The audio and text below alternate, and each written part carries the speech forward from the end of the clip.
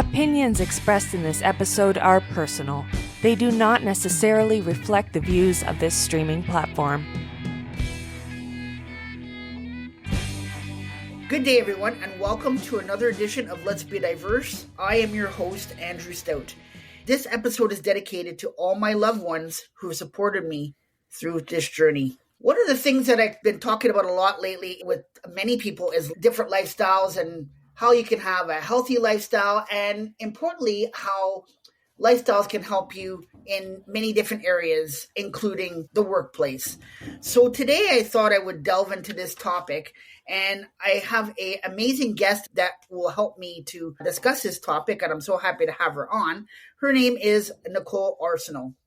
Now, Nicole is a distinguished co-owner of 3 thriving clinics since 2006, with a passion for integrative functional medicine and fitness.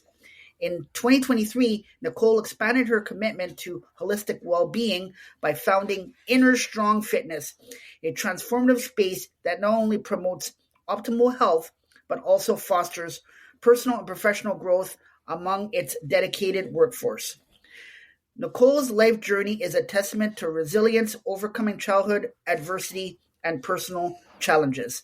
From navigating poverty to a parent's opioid addiction to conquering functional illiteracy at 16, she consistently harnessed her inner strength for remarkable personal growth. With 2 university degrees and a wealth of knowledge from health and fitness courses, Nicole extends her influence to the realm of fitness, modeling, and writing. As a contributing author to the Mom Magic Anthology, 3rd book, she shares her inspiring story and insights. I met Nicole on LinkedIn, and she's a remarkable individual, super passionate about what she does, and I will say super friendly as well. I'm sure you're going to enjoy having her on today. Welcome to the show, Nicole. I'm so happy to have you on today. Thank you for having me, Andrew. You're very welcome. How are things in your neighborhood? What's going on? What's new? Tell me all the deets. I don't know if there's anything new. We talked the other day, and I love the way we can just pick up where we left off. Like, we have been friends for 20 years, and I'm sure others in your circle feel the same way. You're very easy to talk to.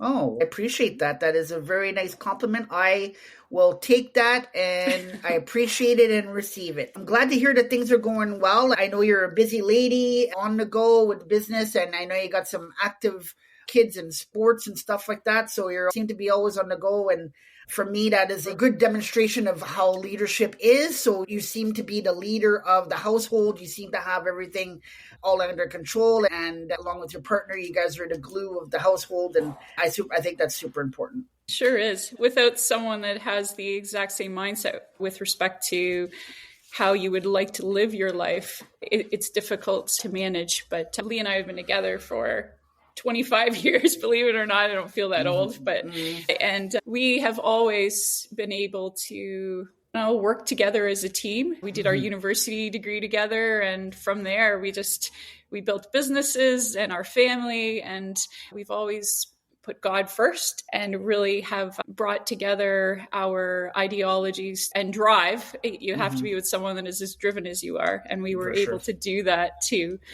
create everything we have. That's awesome. Very important. It's super, super important. So before we delve into all the good stuff today, I always have a fun question to ask my guests to get things going. Are you ready for your question, Nicole? I'm not sure if I'm ready, but give it a try. So my question is, what is the one thing you wish could exist but does not at the moment? Thing that could exist that does not at the moment, like in the world, in my personal life. Sure, you can go either way. There's no right or wrong answer here. Oh geez, this is a hard one, Andrew. There isn't a lot in my personal life that I wish exists, because I'm a very driven person. I will keep moving towards goals and attaining them. So in that respect, in our business world, we've done the exact same thing. In our professional world, we just keep putting goals in place and hammering at them until we level up. Now, the world is a mess right now. So there's a lot of things that could change there. Right. It could be peace. There could be less poverty. You could have me be going on for hours. So there are a lot of things in the world that can change right now without getting too political or bringing in religion or anything like that. But yes, I do believe that there's much improvement that could be done in the world today. So I will tell you, before I press record, you were worried about this question. I love doing these questions at the beginning. I love to hear the answers from people. And for somebody that did not know what the question was ahead of time, I love your answer. I do love the peace and poverty. You're right. There's a lot of stuff. Then we can have another discussion on that stuff. Absolutely. But I do love that. One thing that I wish that existed more would be people smiling a little bit more.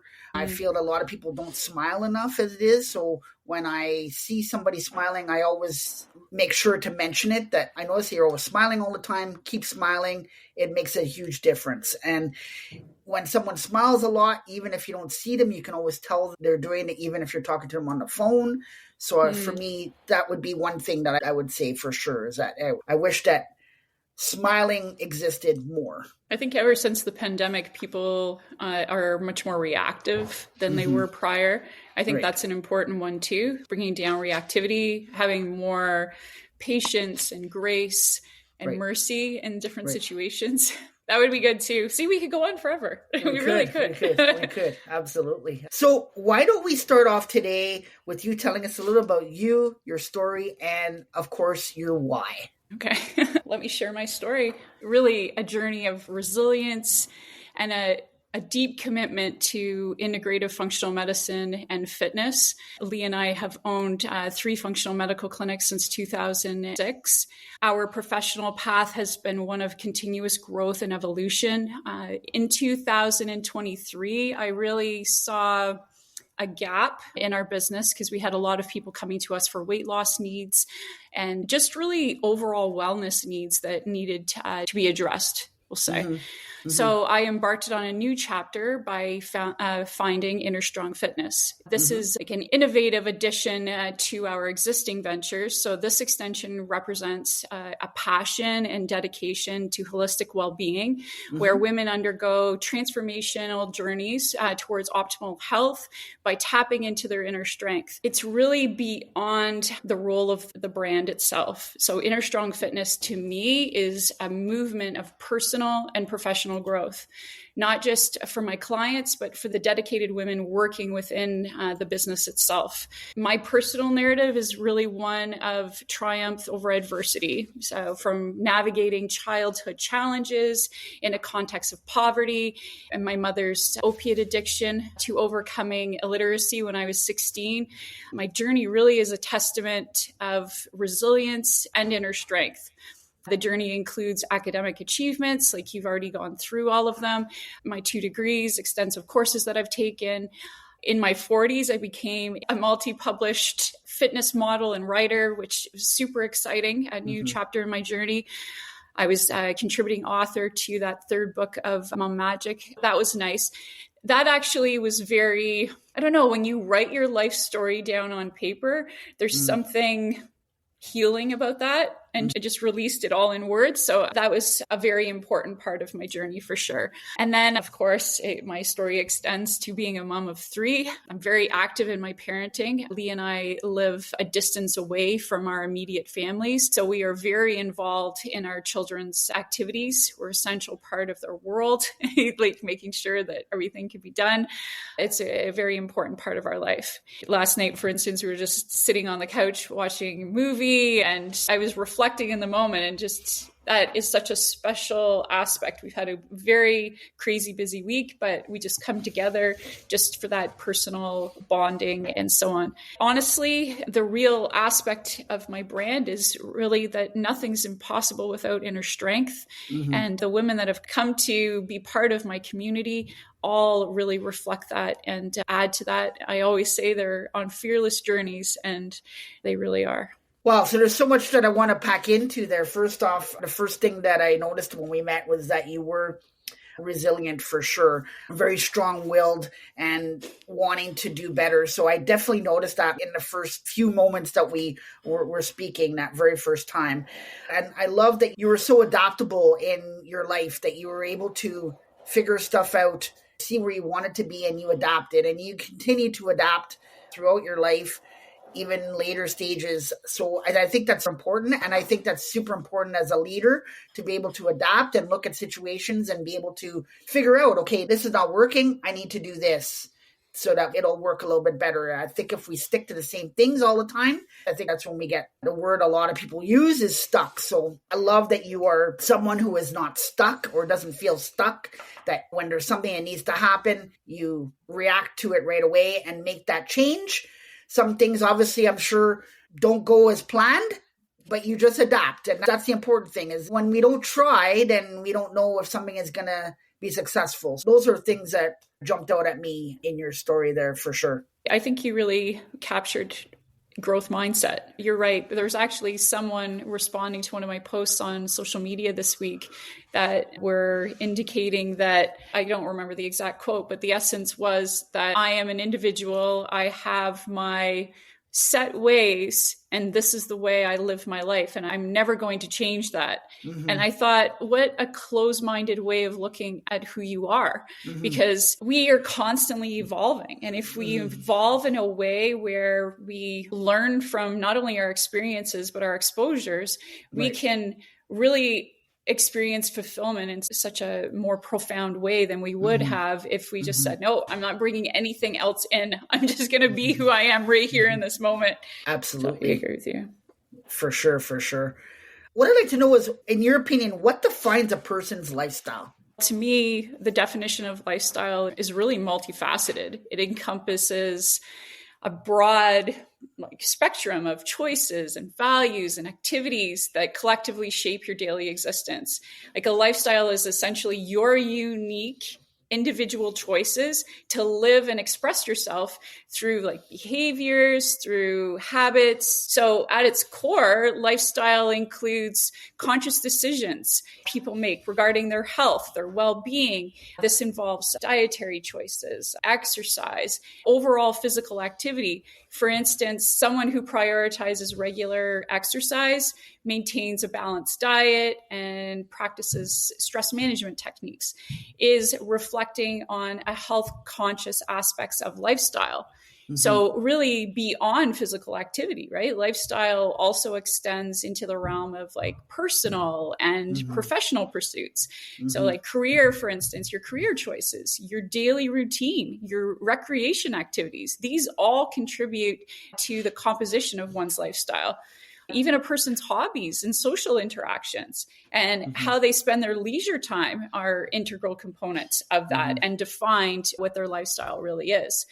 And don't forget, values and beliefs too play a crucial role in developing your lifestyle. And they're really influenced by culture, your religion, your personal convictions, the principles that you really hold dear to your heart as an individual, your ethical considerations too, right? I think lifestyle is huge. It's an amalgamation of habits, choices, activities across different domains in your life. I love everything that you said there when you said your unique choices. I think that when your lifestyle or your professional life, your unique choices will take you where you want to go. For example, yourself in your personal life or in anybody's personal life, we decide what we want to do. Do we want to have a healthy lifestyle? Do we want to get our kids involved in sports? These are choices. And then when we go into our personal life, our own unique choices are, how do you want to be? What type of job do you want to do? What field do you want to do? What do you want to do as a career? And then as a leader, we say, how do I want to be as a leader? Do I want to be an empathetic leader or do I want to be a hard-nosed leader? What kind of leader do we want to be? And how do we think that our teams and our people will respond to those? So I definitely love your unique choices there. Values and beliefs are super important to me, personally and professionally. Personally, I think you have to have values and you have beliefs, and those are important to you. And those are things that are going to help you to be successful in a professional world, as far as a leader or a company. When you put, say, values or missions and visions on your company website, then you have to understand that when you're putting those out there, these are things that you value and that you believe in, not just to put them out there because you feel like you need to have them on there. So I love everything that you packed in there. To me, those are super important. unique choices, values, and benefits. Absolutely. And I love the way you said that whatever you choose to do professionally or whatever you choose to put out there on social media, that's who you are. That's who you're representing as an individual.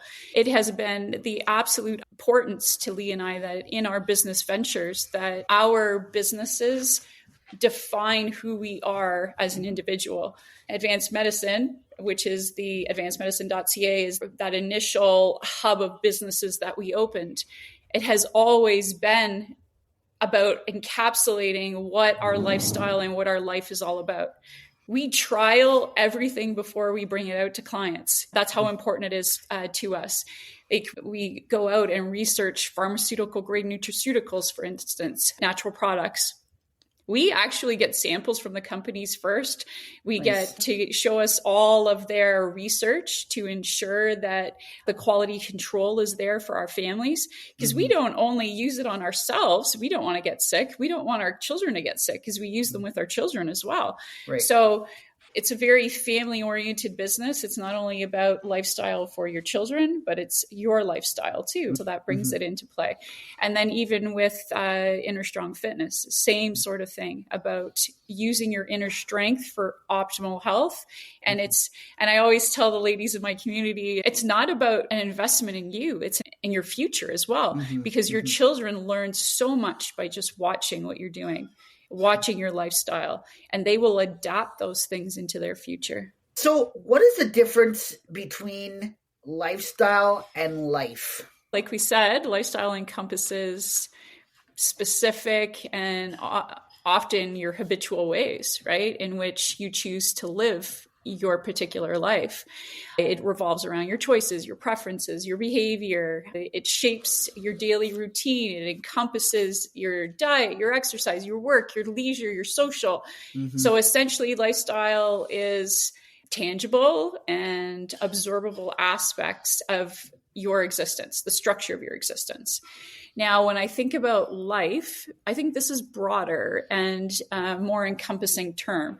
It's really a sum of an individual's daily practices, I would think. Life encompasses the entirety of one's existence, including their experiences, the relationships they choose to have, their personal growth, the journey that they are essentially just being alive, like including tangible, intangible aspects. So your emotions, I think, come into play here. Your memories that you've built, your pursuit for personal goals, the fact that you would like to reach fulfillment. I think those are important things when you're talking about life.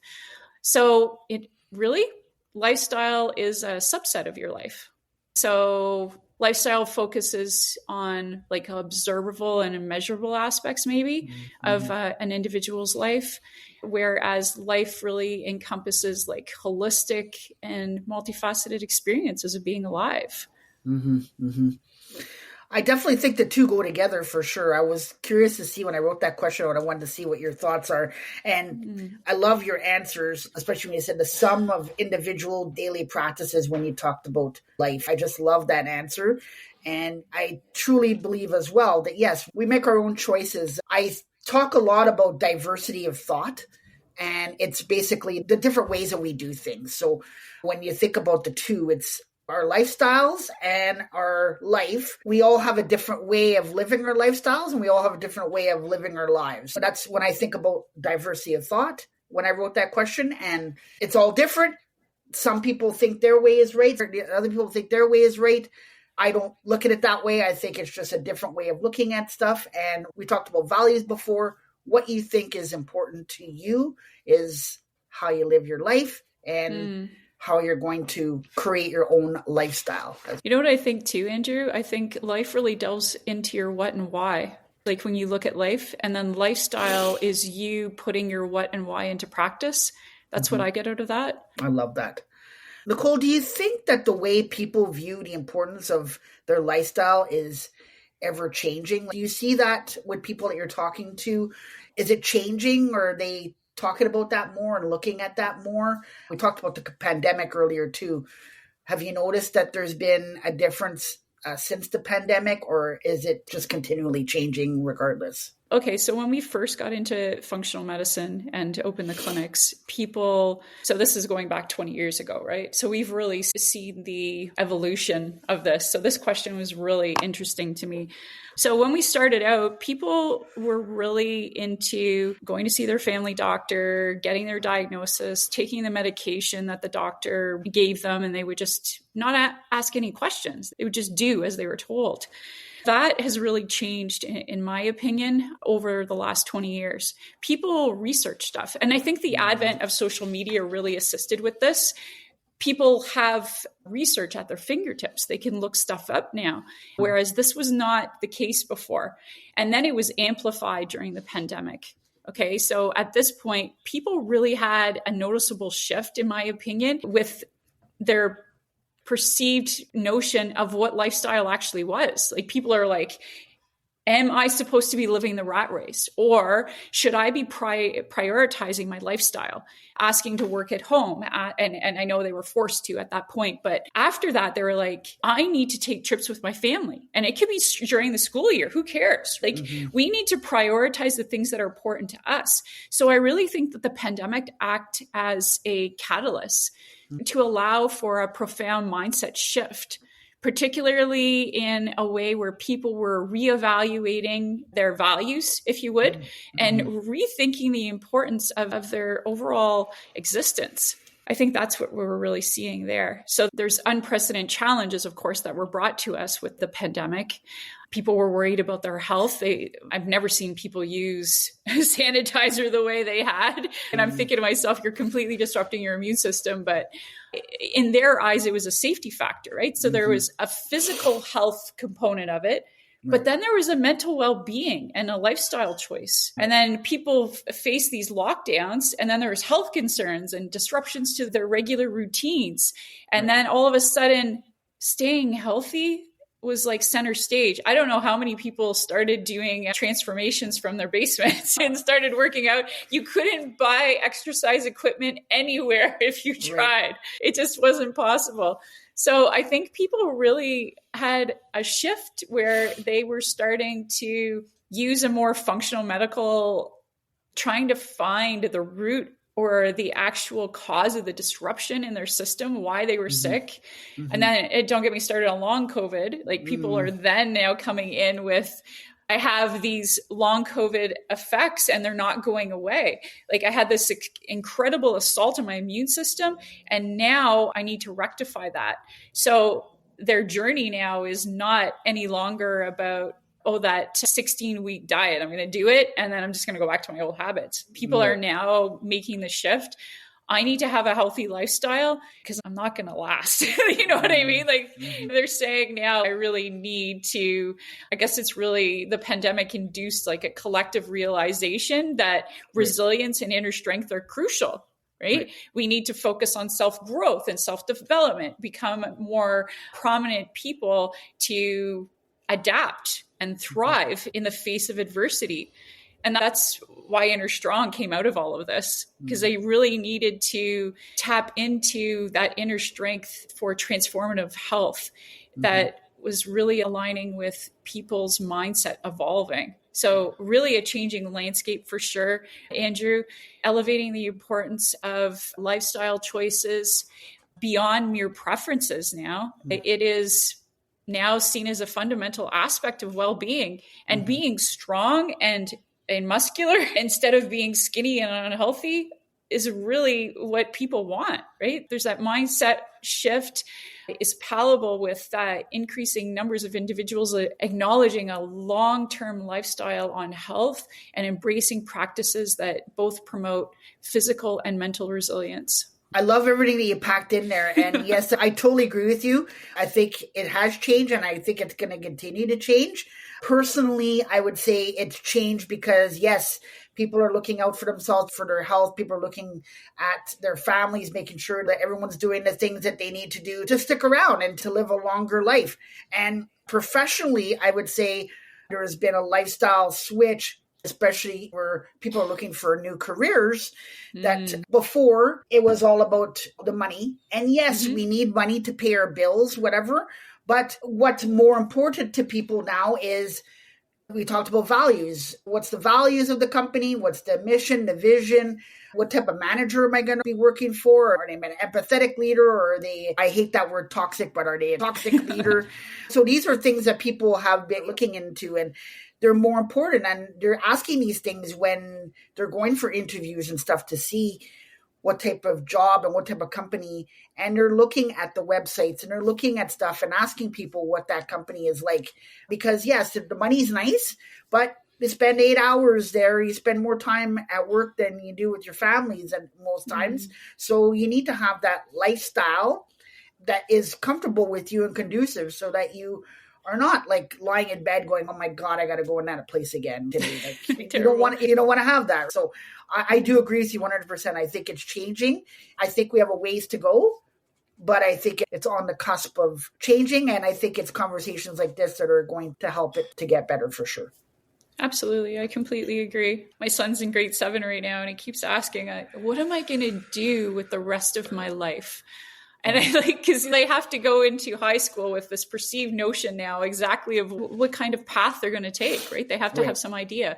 So we had this wonderful conversation yesterday about really thinking about what your God-given talent is and what you were given. And you don't believe in God, that's okay, because you have an innate ability and natural things within you that allow you to reach fulfillment, meaning what makes your heart sing as a vocation.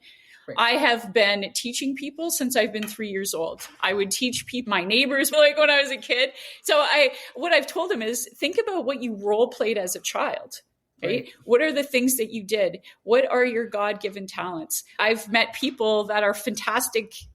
They can draw. They're fantastic artists, and they've never had any training a day in their life. Some people have beautiful voices. You do your job for 30 years. There would be nothing worse than having to go and hate it every single day that you do it for 30 years. That would be terrible.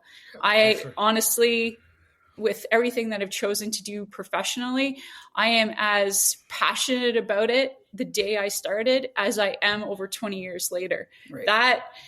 And you know what? I would do it even if they didn't pay me. So I love it. It's what I do. So I think your listeners need to know that you need to find what brings you passion so that you can live a fulfilled life. Yeah. Passion and clarity for sure. I definitely agree with you 100%.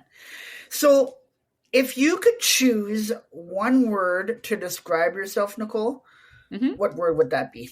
As I sit here, there are a few words that I would pick, but if I have to pick just one, I really think the word resilient encapsulates my essence or who I am. This resonates deeply with my life story and my experiences, and really has helped shape the person I am today. Resilience, in my eyes, is the capability to bounce back from adversity, to withstand challenges, to adapt and grow in the face of difficulties that are thrown at you, like we talked about right in the beginning of this. My life has been marked with all kinds of different things that I've had to overcome over the years, and you've mentioned many of them.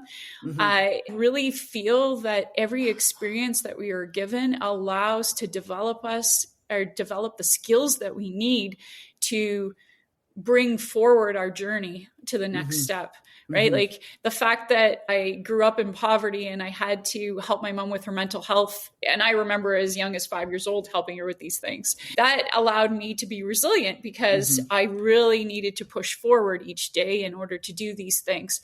And then overcoming my illiteracy at 16, I knew I wanted a better life, and I couldn't do that without education. So education was the key for that. So I would keep going with respect to that. And then as I got older, resilience was definitely in there when I was working full time and getting my biochem degree with a minor in math. So it was definitely there. And then in my professional endeavors and in my personal life, I just kept plugging away. So in essence, to me, resilience captures everything about all the complexities that life has thrown at me. And it's allowed me to be strong, courageous, and committed to continuous growth, no matter what's brought to my attention. It's profound for people to understand that challenges will come, roadblocks will come. Life is never a straight linear path. it is really a roller coaster ride, if you would, right? And it's how you deal with those adversities in the moment that will empower transformation, will empower change, will allow your journey to continue with the traits that shape you so that you can have fulfillment, because fulfillment's the most important part. I love that word for you. I think you were one of the most resilient, strong, powerful people that I have met. And I admire you. I know you admire me. And I think that's probably why we got along so right from the get-go and why we continue to.